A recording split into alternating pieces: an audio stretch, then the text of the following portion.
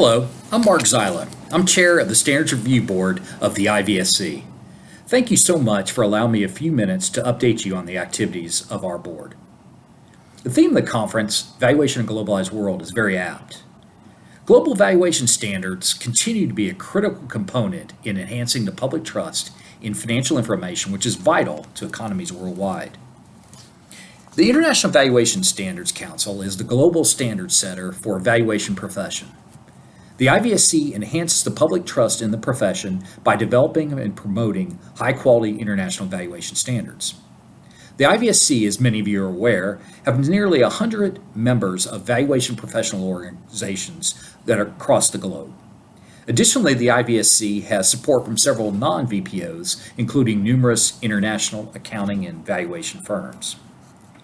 The IVSC has issued a high-quality, multidisciplinary set of valuation standards, which are known as International Valuation Standards, or IVS. IVS is recognized globally by VPOs and other non-VPO organizations, including many governmental entities. IVS is comprised of two types of standards: general standards, which includes all disciplines, and asset standards, which are characterized by various asset classes. The IVSC follows an established process for developing standards which are both inclusive and transparent. The process includes consulting with various global stakeholder groups with the overall objective is increasing the confidence and public trust of valuations. Valuation is an integral part of global commerce. An efficient global economy creates a wide range of opportunities for both investors and for the companies in which they invest. One type of opportunity enhanced by a global economy is the ability for a company to make strategic acquisitions of another company. Valuations are a vital part of a well-functioning financial markets which promotes these types of opportunities. The acquisition process, or in accounting terminology, business combination, has many valuation components. The acquisition price typically involves an estimate of an entity's value.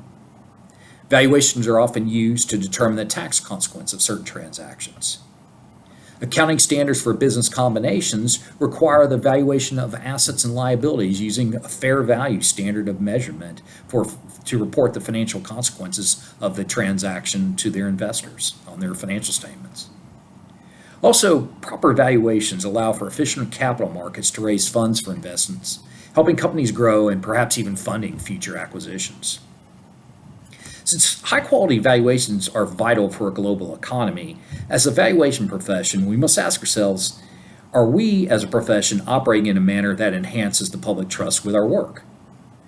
Merriam-Webster's dictionary defines a profession as a calling required specialized knowledge and often long and intensive academic preparation, or B, a principal calling, vocation, or employment, or C, a whole body of persons engaged in a calling.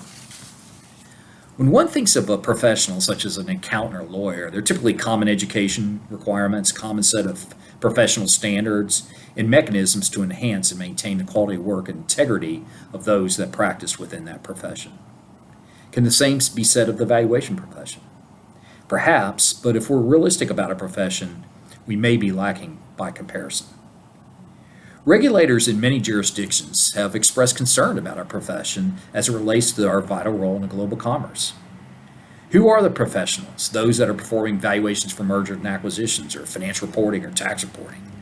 Do they operate within a profession that requires specialized knowledge and often long and intensive academic preparation? Again, perhaps, but maybe not consistency. Paul Beswick, who at the time was the Deputy Chief of Accountant of the U.S. Securities Exchange Commission, summarized these concerns about the valuation profession in a speech to the American Institute of Certified Public Accountants in a conference in 2011. Mr. Beswick said, "Today I'm here to advocate for the building of public trust in a profession that's increasingly intertwined with our own, that is the valuation profession." The best way to address the concerns of regulators and others about the valuation profession is to adhere to one uniform set of global valuation standards. The role of the Standards Review Board of the IVSC is to provide strategic direction as to further developing IVS as the global valuation standard.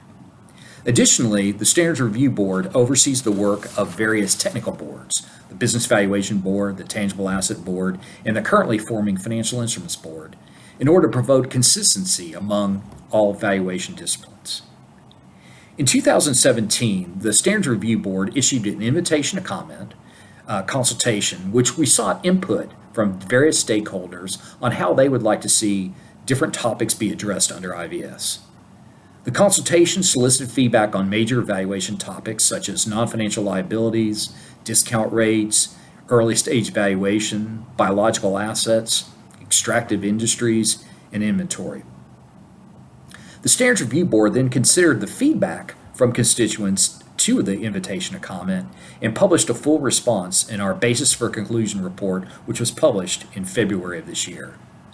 The Standards Review Board now is providing guidance to the technical boards on addressing some of these issues that were related to these topics. During the second half of 2018, the Standards Review Board will issue a paper, another exposure draft, entitled IVS 2017 Proposed Revisions Exposure Draft. We're drawing on the initial invitation to comment feedback as well as seeking subsequent responses to our basis conclusion report. In other words, we're seeking further input on where our constituents would like to see us address these issues. In addition to our standard setting role, the Standards Review Board has been focusing on developing relationships with other relevant boards, particularly accounting standard setters. Members of the Standard Review Board are regular participants in the IVSC's advisory forum, working with various valuation professional organizations, as well as working with external boards, such as the Consultative Advisory Group of the International Accounting and Assurance Standards Board, or the IASB. In March of 2018, under an earlier signed Memorandum of Understanding, the Standards Review Board met with our counterparts at the International Accounting Standards Board, or the IASB, to update one another on developments within IVS and International Financial Reporting Standards, or IFRS. Looking forward, the Standards Review Board intends to invite outside parties to make short presentations on topics of interest at our monthly telephonic meetings, further enhancing collaboration and ensuring IVS is informed by and informing standard developments and other pertinent areas of the professional practice. As part of our transparency of our standard setting process, the various technical boards and the Standards Review Board meet 3 times a year in person. At these meetings, we set aside time for open public meetings so that various constituents can provide input into our standard setting process. We're meeting in Vancouver, Canada on the last 2 days of July and the first few days in August. And then we're meeting again in person in October at the IVSC's annual general meeting in Dubai. We invite you to participate. If you're interested in attending or participating in our open meetings, additional information about the dates and times and the process can be found on the IVSC's website. Thank you again for allowing me to update you on the activities of the Standard Review Board. My best wishes to you for a very successful conference.